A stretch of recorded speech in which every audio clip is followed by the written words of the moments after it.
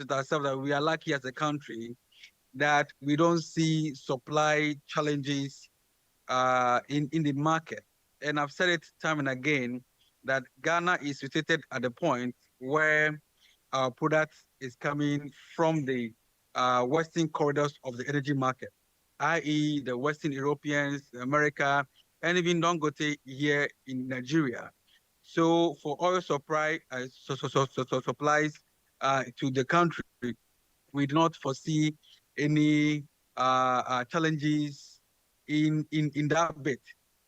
Uh, Unfortunately, we cannot really escape much when it comes to the international benchmark prices. Um, we need to be honest with ourselves as to where we stand. The pricing window this week is not the same pricing window for last week, for last 2 weeks. It is not a joke, you know. So when it comes to that angle, this is where the impact on the economy will stand in. I mean, let's face facts. The Ghana cities has played a very significant role in bringing crude oil prices down from last year, February, March till now, and we have enjoyed. I mean, plummeting down from 17 cities even to a single digit number for diesel and petrol in this country. And that is the effect of both international benchmark prices, which came down, and the CD that performed very, very well against the USD. Right. So That being said, uh, I've heard you sorry? say that fuel price per liter likely to hit 19 Ghana cedis. Is it in a week, 2 weeks, or maybe by the end of the month per liter? No, I don't think I've said anywhere that fuel price is going to hit 19 cities. What I think I've done with Onia FM just yesterday was the fact that if you look at the increase at the SREF, the increase at the SREF today, which is 2 to 3 cities, is what we have recorded in our books. But as it stands today, MPA is engaging the BDCs to desist from selling that I mean at that prices within an already priced window. So for this window, which will end on the 15th of March, we should not really expect any increase in fuel prices. However, in from 16th of March to the end of March is where the average of whatever we are experiencing within this window and next, and from tomorrow is what will, affect the pumps. That's what I mean. We need to make it clear to the ordinary Ghanaian. The war is bringing supply security issues. Today, when you go to Pakistan, there's no fuel. When you go to Australia, there's shortage of diesel and petrol. But in Ghana, we don't have shortages yet because our supplies do not belong, so do not depend from that eastern corridor of the market. That is the Middle East for that matter. But as far as price is concerned, we should have some hikes going forward. And the 2 to 3 cities I mentioned earlier on, added to whatever price we have today, having everything constant. Everything constant here means that the margin for OMCs and BDs are constant. The margin for the government for tariffs, levies, taxes are also constant. Then indeed we are moving from a 12 average to a 15 cities average from the next window, which is from the 16th of March. Should government consider removing the 1 cedi energy sector levy at this point? You know, when this 1 cedi was being introduced, and I believe you've been following the news from far too long. We as a chamber and other chambers were fighting for a sunset clause that should fuel hit maybe 15 cities, should fuel hit 16 cities, which are not permanent, like cases like this where you have no control over. Ghana has no control over the war happening in Iran today or in the Middle East.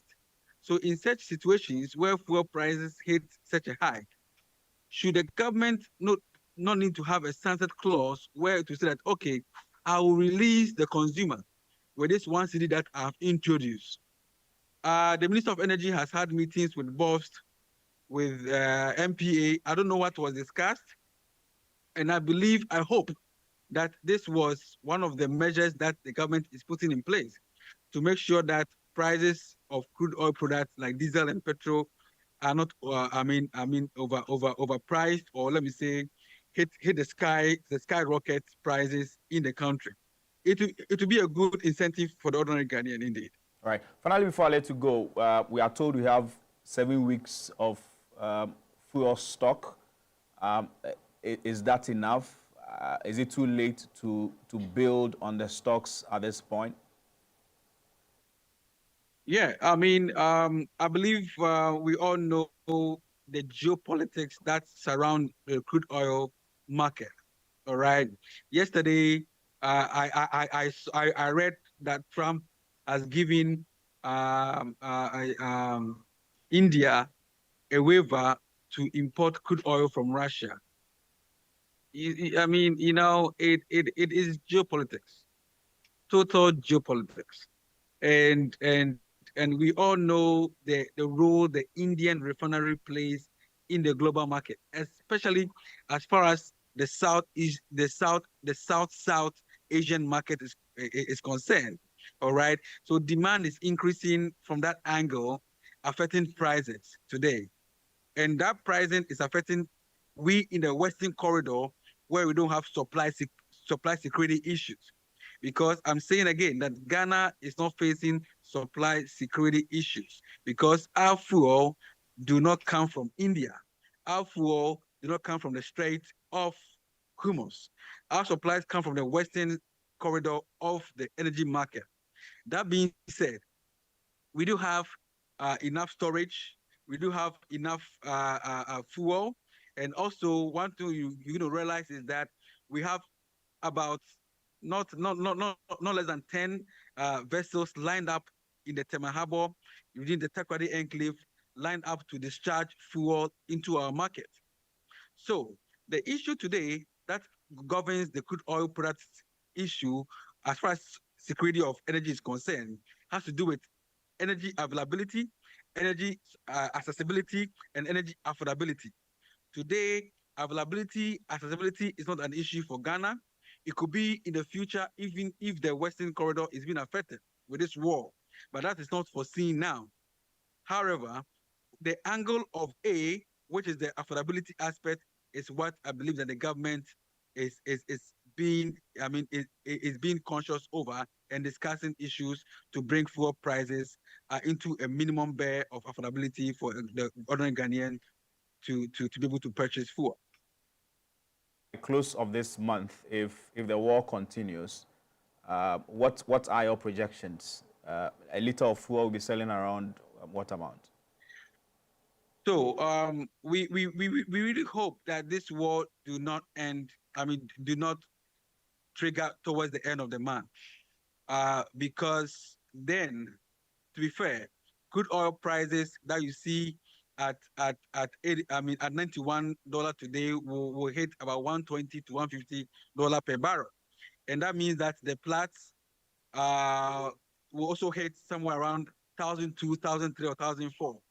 And indeed, that will not be a good case for the country.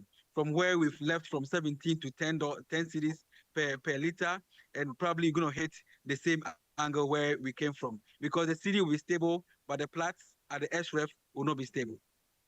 Thank you very much, Dr. Riverson Opon, is the CEO of the Chamber of Oil Marketing Companies. Thank you very much, Doc, with those analyses there. Let's come back to the studio. Dr. Nanayo Mreku-Yeboah is an international relations and African politics analyst. And so the conversation I was having with Riverson, really, we would like to know how long this war is likely to last. The U.S. has said already we're going to do this within 4 weeks.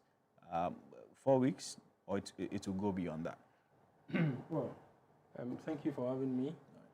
I think that right now the Trump administration is in a desperate search for strategy, and sometimes a desperate search for strategy could provide disastrous, outcome, a tragedy, because the plan was to embark on a quick strike with precision. Initially, the plan was to strike Iran to prevent that country's nuclear capability. But clearly, we've seen that it's not about that, but strictly it's about regime change. And this is where the dynamics come in. You cannot really institute a regime change through airstrikes. At some point, you need to embark on what you call ground operation. And ground operation really changed the dynamics of the warfare. That one, you have no idea how long it's going to take. Because just by taking the Ayatollah does not mean that you've disintegrated the Islamic Republic. Right. Which you've seen. Exactly. Despite its demise. Exactly. There's still control and the war continues. Exactly. So what it means is that that initial idea of having a quick strike of precision and probably operating within the time frame that the US set is now not going to be realistic. Right. If you really want to get the kind of regime change that you want, you need to embark on ground operation. And there are two things here. That means that the time limit that you've given yourself for 3 or 4 weeks is not very realistic. Right. And then again, there is a plethora of examples to cite. There's a historical antecedent of how bad the United States has been when it comes to social engineering in the Middle East. You can take Vietnam. For 20 years, for the United States, for 15 years, the US was a failure in that country. Right. You can talk about Iran, even Iraq. For 8 years in the Iran-Iraq war, it was a failure. You can talk about Afghanistan. For 20 years, the US was a failure in social engineering. Right. And like, these examples are there to cite. So what it means is that it's kicking the time frame that the US gave out of that 3-4 weeks. And the Iranians have also realized that this is an existential threat to the very survival of the Islamic Republic. Now they are not holding back any punches. Now they realize that for them, their ability or their claim to success will be survival. And so it's a war of attrition. It's an asymmetrical warfare. They know they cannot engage the US because the US is the most powerful military in the world. But because the US is also operating outside a comfortable geographical space, there is some tactical strategy and advantage on behalf of the Iranians, and they are willing to go all out as long as it takes. And that changes the dynamics and the nuances of the war to the extent that until there is some development tomorrow, it doesn't look this war is ending anytime soon. And the impact that we are seeing or we are going to see is predicated upon the aggravation, or is predicated upon the intensity or otherwise of the crisis. In other words, the more the crisis escalates and prolongs, the more the impact becomes consequential. So these are some of the dynamics that is not giving the 2-3 weeks time frame to this crisis a very realistic tone. Let's look at the reason for the war. You have said, or the US at a point said it was because of the nuclear program of Iran. But we've also seen the Defense Secretary come to say, and then at another point they are saying it's for a regime change. But the Defense Secretary has come to say the war is not about a regime change. Is the US really clear? Are we able to understand exactly why they are into this war? Donald Trump one point said the people of Iran must take over the government of Iran. It's interesting that you should ask. I don't even know where to begin. Because there's a lot of inconsistencies in the Trump administration concerning the very reason why they're attacking Iran. At some point, so if you look at the stories that the Trump administration has put out there, you can have 3 or 4 different stories as to why they are attacking Iran. First, it was the claim that Iran was, embarking on. Iran was capable of producing a nuclear weapon. But even in the process of that negotiation, it has happened on 2 occasions. In the 12-day war, in the middle of negotiation, U.S. strikes Iran. In this particular war that the United States claimed that Iran was developing a nuclear weapon, in the middle of a negotiation, they struck Iran. But that said, there are a number of reasons that the U.S. has given besides the nuclear that Israel, they had, and this is when you think how a president can pursue such a very crucial foreign policy based on feelings. Because the president came out to say that they were having a negotiation with Iran, but they had a feeling based on facts that Iran was going to strike Israel. And once Iran struck Israel, I mean, they had intel that Israel was going to strike Iran anyway. And if they didn't respond, in Iranian response, they might attack US's interest in that region. So it was best that they embark on what you call preemptive attack. Then Trump came to say that no, I mean, they need to own the strike. So it was the United States that initially had this mandate to strike, Iran. So the stories are out there. There are a number of inconsistencies, but it boils down to U.S. protecting its national interests. I mean, the United States never has permanent allies. U.S. has permanent interests. So it is the crude mechanics of U.S. national interest playing out. U.S. Iran used to be allies. Well, that was in the 20th century, 1950s there until 1953. Yeah. And I keep saying that, of course, if you are unaware of the history between U.S. and Iran, you would think that they had been at each other's throat for all this while. But it was not so before 1953. It was just that you had an Iranian prime minister who thought that Iran's oil should be used to develop that country in 1953, right? And the U.S. was not happy with it. So in conniving, it was a connive between the CIA and the MI6. They overthrew the Iranian prime minister, known as Mohammad Mossadegh, in 1953, and then brought in the Shah, Mohammad Pahlavi, a very ruthless regime that introduced Western culture in that area, to the dismay and to the dissatisfaction of the Islamic Republic. And that would be the beginning or the emergence of the Islamic Republic revolution in 1979. And from that time, U.S. and Iran has been at each other's throat. It was a pure case of historical hostility, in that region.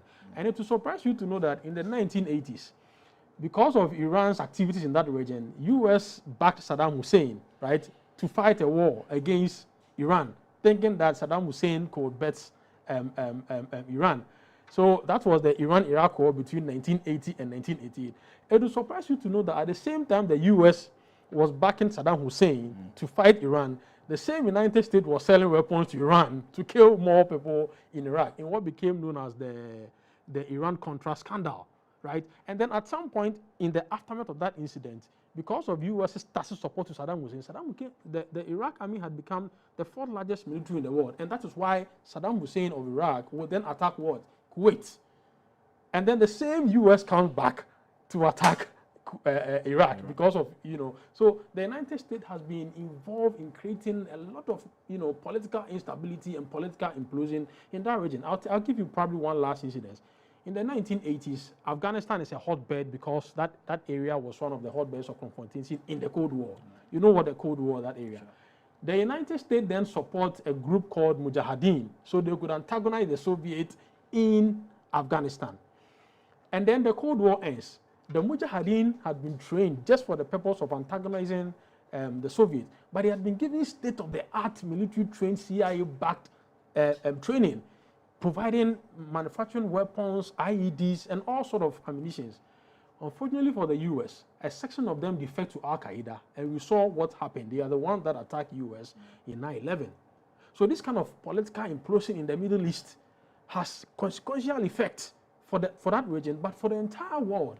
Because you see, a continuous, and I'm not saying that I'm supporting either U.S. or Iran, but I'm giving you the facts out there. Whenever there is, and I hear the U.S. is trying to arm the Kurds in that region, right, to fight against the Islamic Republic.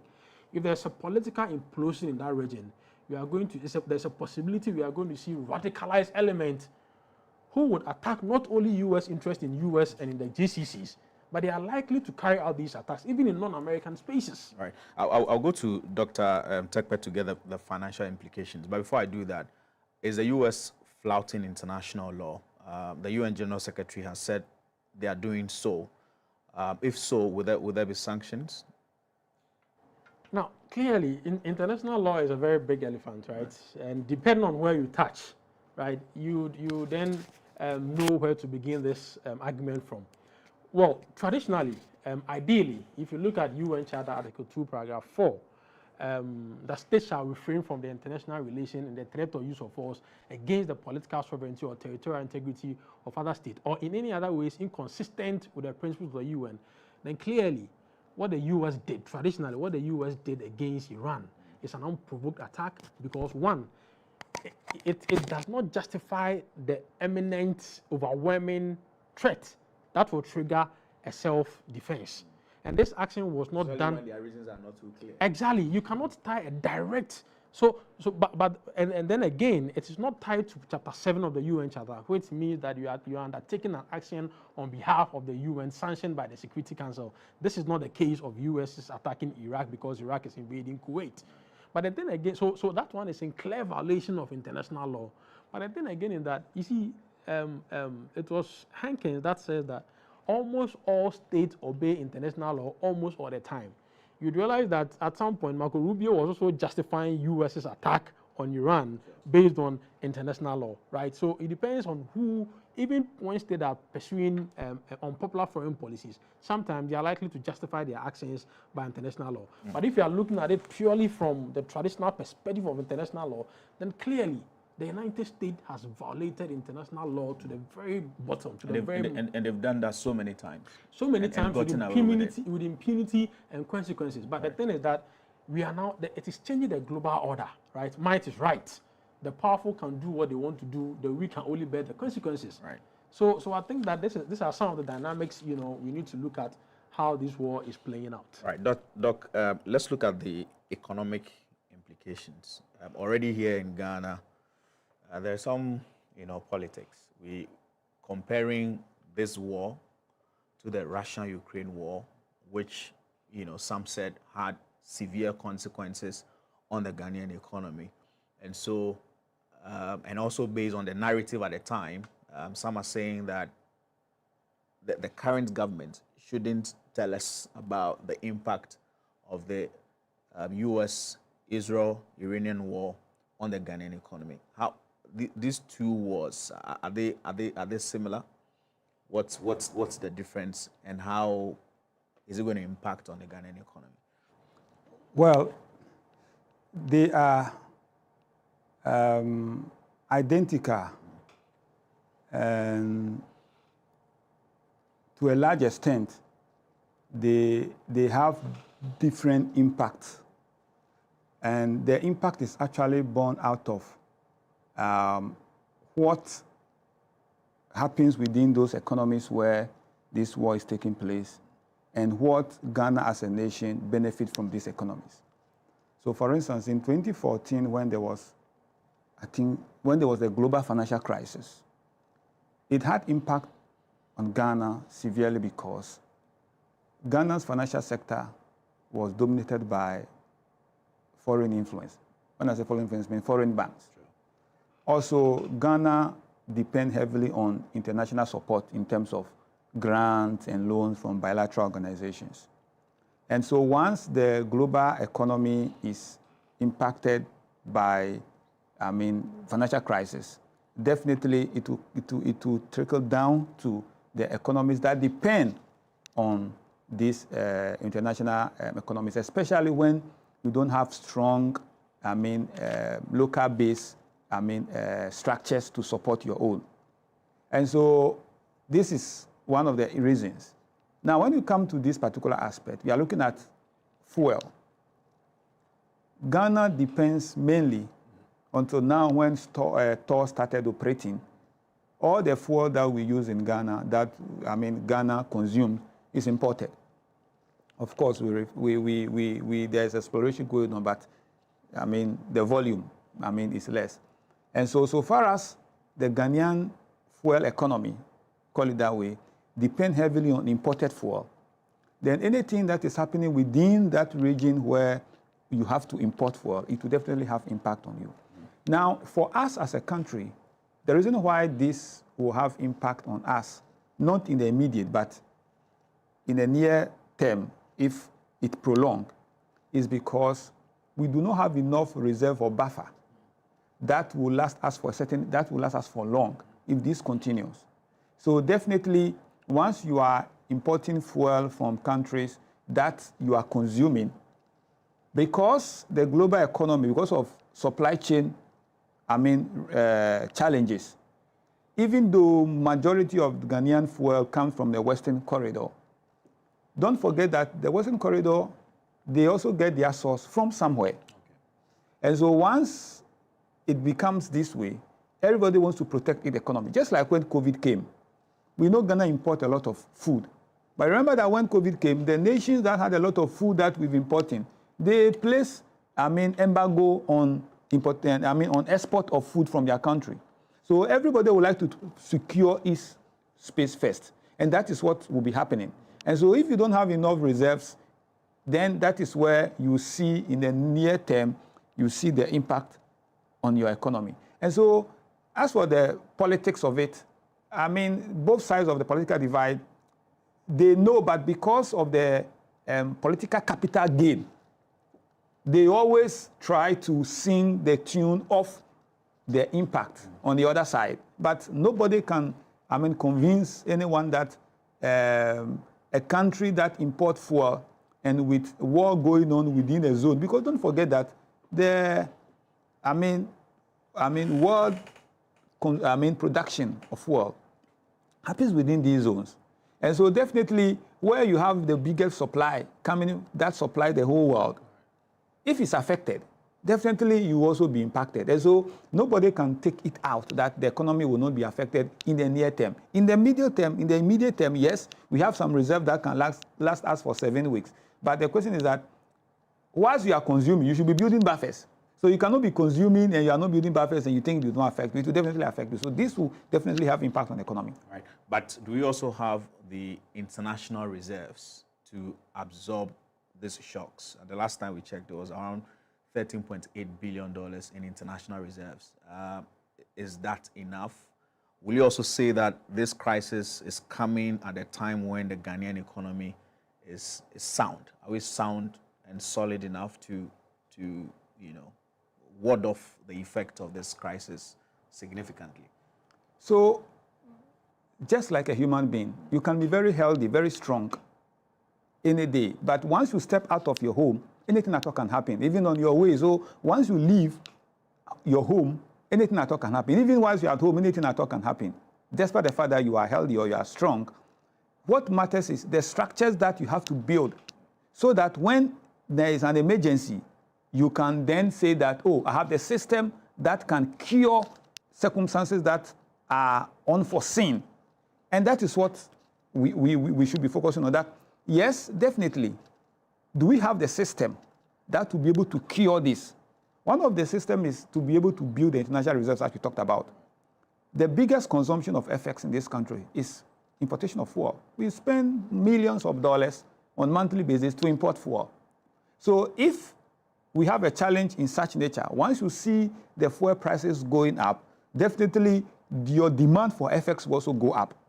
That will also impact your reserves. Now, the reason why it's critical is because your reserves is in different food, either in cash or in commodity. Currently, we are building more of our reserves in gold. The danger is that because of the Trump American First, investment in dollar asset is shifting. So you see that a lot of people are shifting or getting into gold. What it means is that if gold prices begin to fall, because it's less like everybody is buying gold. So when it gets to time where everybody also wants to sell gold, then those who are able to accumulate more, when they start putting into the system, you see the price falling. Once price is falling, you'll be affected. And so what we should rather be doing is that we should be diversifying our reserves into Forex, whereby when there is critical emergency, you can easily be able to actually have cash to be able to trade. Other than that, if you want to trade and you have your reserves in a commodity, you have to first look for a buyer. Right. And if you don't get a buyer, so practically this is actually what happens. And so we should, it's a concern because apart from fuel, which consume a lot of FX, we also have other trade that goes on. You see, other aspects that affect this is that when we had a global financial crisis, or when Ghana went bankrupt, let me call it so, anytime there's international trade, we have, trade transactions that are done with letters of credit. One of the challenges is that when you want to issue letter of credit from Ghana, the international community or the supplier will not accept LCs from Ghana. They will tell you to add, a confirmation from an international bank, which becomes very expensive on the transaction. So what is happening now is also is that because of what is taking place now, our reserves, which we are building, will be impacted so far as you have people also saying that let's also accumulate reserves or stock for our trade. Because you see, vessels move within a certain enclave. Once you have these vessels moving in a certain enclave, if there is a challenge, those who own the vessels will definitely make sure that they get it first. So what happens is that if you are moving vessels to certain nations or to supply fuel, the Western corridors, definitely, those vessels are owned by them. So definitely they'll make sure that they channel more of it to, increase their reserves before it comes to Ghana. So we will benefit from what happens within the sub-region. That is why Dangote's, refinery is a strategic one for us, whereby it should reduce the impact of the consumption of US currency. If we are able to, trade with Dangote oil reserves in Naira, then definitely it will help. And this is where this is some of the problem that AFTA should be solving. Right. That in situations like this, where we have Dangote reserves, oil refinery that will support fuel within the sub-region, are we still going to be trading in US currency? Of course, Dangote must have taken loans from other countries to be able to construct the refinery. But once we want to trade among ourselves, then we should be looking at how to reduce the dependence on foreign currency, especially in the USD, so that we can trade within a currency within our region. Then it will help to reduce the dependence on Forex, which will also, stabilize our reserves. But when you flip the coin, we also export some crude oil. That should benefit us. Is it able to trade off the negatives? Well, we are doing less than maybe 100 or 150,000, barrels a day. And this is insignificant for our consumption. Of course, the net effect will be on gold. When it comes to oil, we will not see much effect, even though it will reduce the impact. Temoil Refinery, the equipment at Tor is still, most of them are obsolete. So a lot of, change needs to be done in order to make Tor more productive in terms of the volumes that it refines. Otherwise, production losses will even cripple down Tor Bore, and it will have even been better for us to export the crude than to refine if we don't change the infrastructure at Tor to be able to upscale the production volume. So this cannot be done now. It can be done in the near term or the long term, right, to be able to change the whole dynamics of Tor to be able to benefit from the refinery of our products. Right, Doc. So Israel has said that Iran retains substantial capacity to launch missiles against Israel. I want us to look at the military capacity of Iran. Do they have what it takes to go the full haul in this particular war? Are they fortified enough?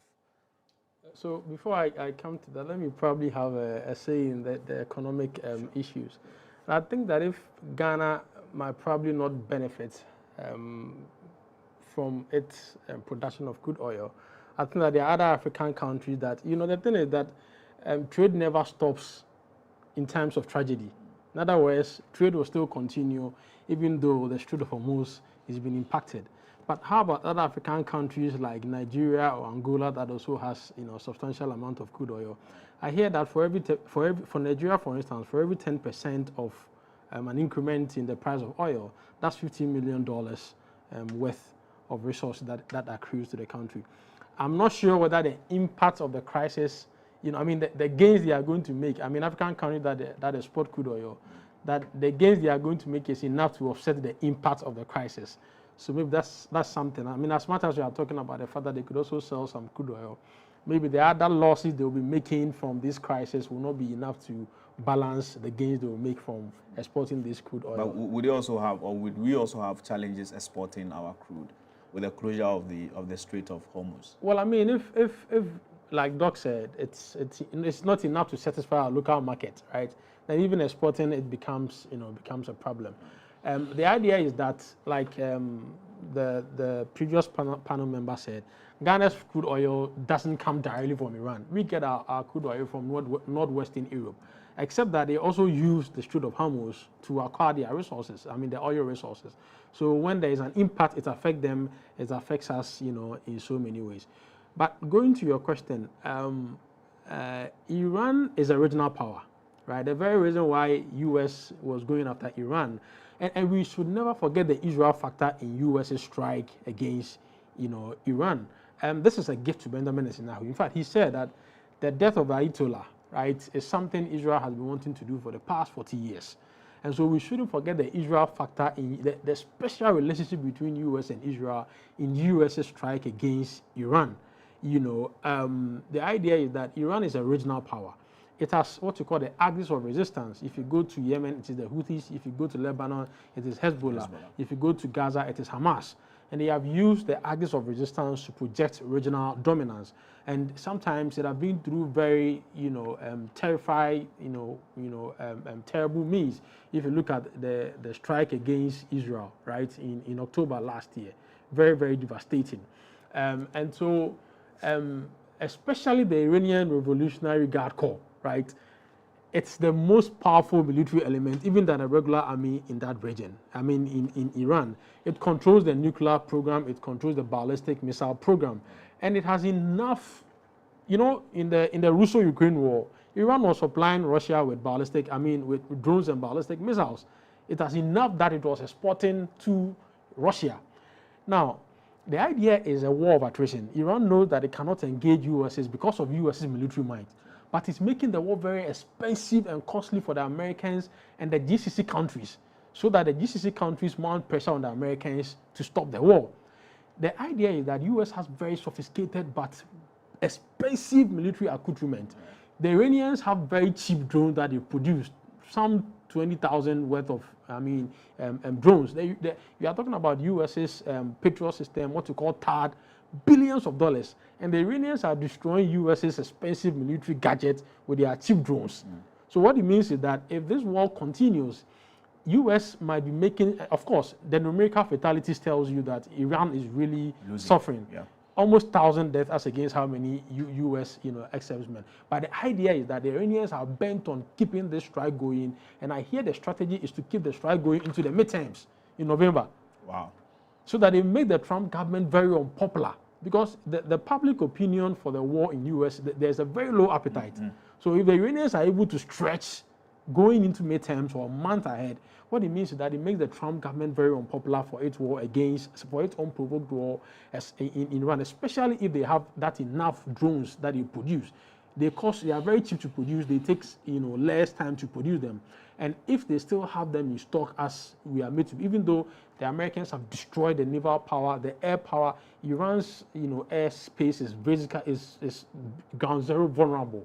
But the thing is that if they have the ballistic missiles, if they have the drones that we think they have now, they are likely to keep the war, going for as long as they can. Because, like I said, anything they can do so. Well, you see, for them, this is more like they've created some religious sentiment around this war. Right. It's a war against the great Satan, they claim, right? They see this, and that is why the death of the Ayatollah was seen as a martyrdom. Right, he died in the act of fighting against the enemy, against the, in quote, the satanic enemy. So for them, it's a war of attrition. It's a war. It's an existential war. It is the war of their very survival, and they are willing to go on. And that is a miscalculation on the part of the Americans. In fact, Trump himself is surprised. His Middle East envoy, Steve Witkoff, is on notes. Is on record on saying that the Trump administration, Trump himself is surprised that the Iranians did not budge when the Americans were amassing some of their most sophisticated military equipment. The USS Gerald Ford, the USS Abraham Lincoln. The USS Gerald Ford is the largest and most powerful military aircraft carrier in the world. And the Trump administration was surprised that when they were pushing all these gadgets into the Middle East, the Iranians did not budge. So the plan was that, you see, Trump, the art of the deal, I show you force, I threaten you, and when you are frightened, you come to the negotiating table, and I'll wind you down to the very thing that I expected. The Iranians are not budging, right? They are willing to go all out, and that is what makes this war very dangerous. You might have the sophisticated military gadget, but if somebody is willing to go all out on a war of attrition, and they know they have nothing to lose, then it means that the stakes are very high. So Ayatollah is killed, and yet the Iranians are able to continue the war very organized and structured. What does that say about the Iranian military architecture? in the first instance, it tells us that you cannot change a regime just by destroying the figure. And that is why it is important for you to understand the political landscape of the people. You see, Ayatollah, the first Ayatollah came in 1979 in the aftermath of the Iranian Revolution. This is the second one that has been killed. Now, when he came to power, he began to change the political landscape of Iran by establishing what he calls the expertise, right? The committee, I've forgotten but these are a group. There are 88 experts that are specifically to appoint an Ayatollah anytime there is, there is a need. And then they are what they call the guardian, the Council of Guardians, which is very, very, very instrumental. So the moment this Ayatollah was out, the people that are in charge right now is the president, I think the Chief Justice of the Supreme Court, and then a member of the the Council of Guardians. And then there's also the Islamic Revolutionary Guard Corps, the most powerful military institution in the country right now. And they have sworn that this war is going to be, the Americans are not going to take it very lightly. And they are operating outside. It seems as if they have taken their own, path. And I hear in the next day or two, they are going to bring out a new Ayatollah, the son, I think that the second son of the one that was assassinated. And the Americans are not going to have it because Donald Trump claimed that he wants to have a hand in who becomes, the next Ayatollah. But the point is that it is very difficult to implement a social engineering, and the Americans should have learned this by now because they have a number of historical antecedents that tells them that anytime there is an attempt of social engineering, there has been a blowback. Right. You go in for a fight, you are unaware as to how to institute a government structure. See, the thing is that Iran is not Venezuela, Iran is not Iraq. The political landscape, you are talking about a country that is 3 times the size of Iraq, 93 million people, wow, with terrains, mountainous areas. So the areas are unnavigable to you. You need a certain military tactics. And the Iranians are saying that they are waiting for the Americans for ground invasion because that is their turf. So you might have all the military gadgets, you might have all the military accoutrement, but if it's an unfamiliar terrain that you have to navigate, you tried it between 1980 and 1988 when you armed Saddam Hussein to attack Iran. Nothing came out of it. So I'm saying that the Americans are projecting, a certain narrative as to how they are able to pursue that in Iran is another issue. Ground invasion means that you have to trigger the War Act. Right now, you haven't triggered the War Powers Act because it's not a ground invasion. Right. It's more like an airstrike, and they thought it was going to be limited in scale. But the War Powers Act of U.S. state that if you go beyond 6 months and you haven't sought Congress's approval, you should either terminate your action or you come to the... And would Congress approve? If you look at a lot of Democrats, speak against this particular, even some of the Republicans. They actually try. They actually try to impose the War Powers Act, but because the Democrats lack majority in Congress and Senate, they lost. But if it goes on and more American bodies are returned home, right now 6 American servicemen have been killed. If it escalates and the situation aggravates and you are returning more American bodies back home, what it means is that now the people are going to be really, really concerned. And the midterms are coming. The approval ratings of the Trump administration is tipping by the day. It's going down. So if you don't take care of these things, you are giving the Democrats a barrage, a bank of campaign message to really come for you in the midterms. And already in the special elections, the Republicans are losing some of the crucial seats in the southern state they never thought. And it's a harbinger of things to come that if this war continues, it makes the Trump administration more unpopular. It is going to make them lose woefully in the midterm election. And once Trump loses a majority in in Congress and in Senate in the midterms, trust me, his political influence and the things he wants to do is done. So their hope is that the Republican Party continues to, maintain that majority, that slight majority that they have, in Congress and in Senate. Help us understand the Iranian strategy, bombing U.S. Strategic, posts within the Gulf. What's really is influencing this strategy? Well, there are several ways you can look at it. And ab initio, right from the start, the Iranians told the Americans and the GCC countries, the Oman, Bahrain, Kuwait, Saudi Arabia, all those countries that look, if America attacks us, we would have no choice but to attack America's military bases in that region. because it's self-defense. I cannot attack U.S.'s homeland, but this is the area that the Americans are striking us from.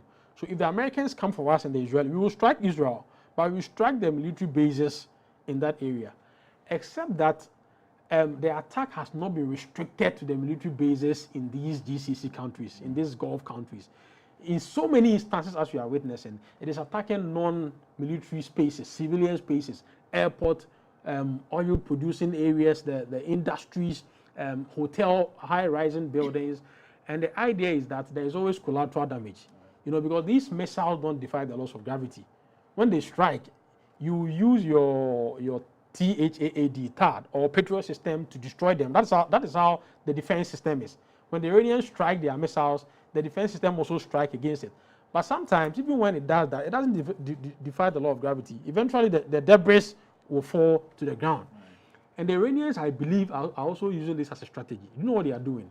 I think that they are striking these civilian places so that it becomes unbearable as a cause of the war to the GCC countries. So they begin to mount pressure on US. Right. So it's a strategy. It escalated from the military target to the civilian space. And now I hear that the third level of escalation will be to attack the desalination project.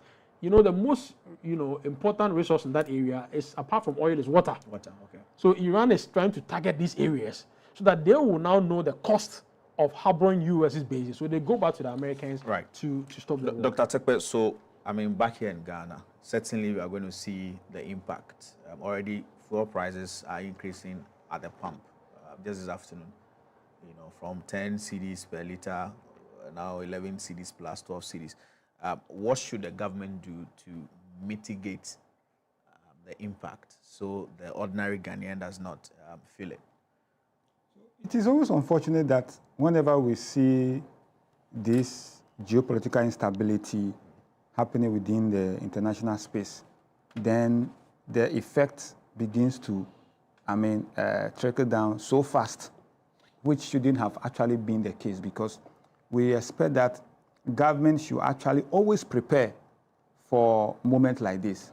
It would be very strange that a government will not prepare for instability, especially when you operate within an economy that is import dependent. Look, this is not only to Ghana, but to the whole of Africa. We have a World Economic Forum that is even more popular in Africa than Africa Economic Forum. What we should be concentrating on is that how can Africa empower itself so that we can be able to do a lot of things among ourselves.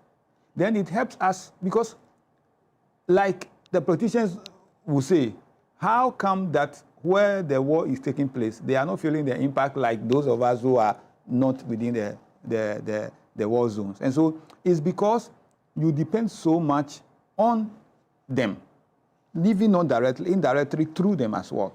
And so what Ghana should be looking at is, how do we build strategic reserves on things or items or commodities that we depend heavily from imports? Are we likely to see inflation rise in the short term? Well, so inflation will rise to the extent that you see fuel prices going up at the pump, because when fuel price goes up at the pump, transport cost is affected. Once transport is affected, definitely you see it affecting prices of goods and services, especially food. And once you see food prices going up, the inflation basket, food contributes, in the basket of inflation, food is the, greatest contributor, the highest contributor. So once you see anything happening to food prices going up, inflation will definitely be Are we also affected. likely to see the Bank of Ghana intervening on the market as is done, or maybe increase intervention? Bank of Ghana can only intervene to the extent that they are restricted in terms of what they can do in order to sustain the economy in a time like this where the dependence is on gold. Don't forget that currently Ghana's economy is heavily dependent on gold, because we are shut from the international market from borrowing. The foreign direct investment, you see, because the cedi has stabilized, and these are basic things that affect the economy, because the cedi has stabilized and appreciated, people who bring money into the economy for investment are slowing down. Yeah. And so it has affected inflow. Direct investment, yeah. Once you have this, and these are the areas where Ghana get a lot of, how do you call it, FX for reserves. Cocoa, unfortunately, which is also one of the areas where we get a lot of FX. You know what is happening. Now, we are also shut from the international market from also getting FX to support that sector as well. That is why the dependence is now highly on gold. Because the dependence is highly on gold, anything that will increase consumption of FX is a red flag for Ghana, because Bank of Ghana is the only sole intervener in terms of this. Don't forget that the banks, unfortunately, our financial sector is heavily also dependent on foreign banks. Right. And so once you have a lot of them also, playing in your sector, when there's a challenge, what every investor will do is that, let me quickly start moving my investment out. Once you see that happening, definitely capital flight will start taking place. When capital flight starts taking place, it will affect your reserves. Right, Doc. So we'll be wrapping up. There's a message from the presidency which we'll be broadcasting any moment from now. So we'll do wrap up. Maybe your final words. Are we likely to see some more countries join this war? And I'm very much particular to know whether this is going to protract. How long is it likely to take? Finally, within 2 minutes. Let's go. I think that this is a very the Americans were expecting that by this time they would have their distant cousins, particularly the members of the European Union, NATO, really coming around, as it were, to support the war. But I think that they are very cautious, in giving a helping hand or being all out supporting the war. A few of them have given some of their military bases in support of the U.S., but I think that it's been very disastrous. I think that most of U.S.'s allies are holding back in fully throwing their weight behind this war. It is not the time that they had to go to Iraq to invade Saddam Hussein or in fighting against their in their self-defense when they invaded Afghanistan. It looks as if they are going it all alone now. I'm hoping that the war doesn't escalate, and that at some point reason really comes to bear, and we see an end to this. Because the more it prolongs, the more or the consequential the impact becomes. Thank you very much, Dr. Nanaya Miriku-Yeboah, an international relations expert. Thank you very much, Dr. Peter Tekpe is a financial economist. Dr. Rivers Sinopon is the CEO of the Chamber of Oil Marketing Companies. My name is Maurice Ugbete. This is where we wrap up Talking Point. Up next is that message from the presidency. Stay with us.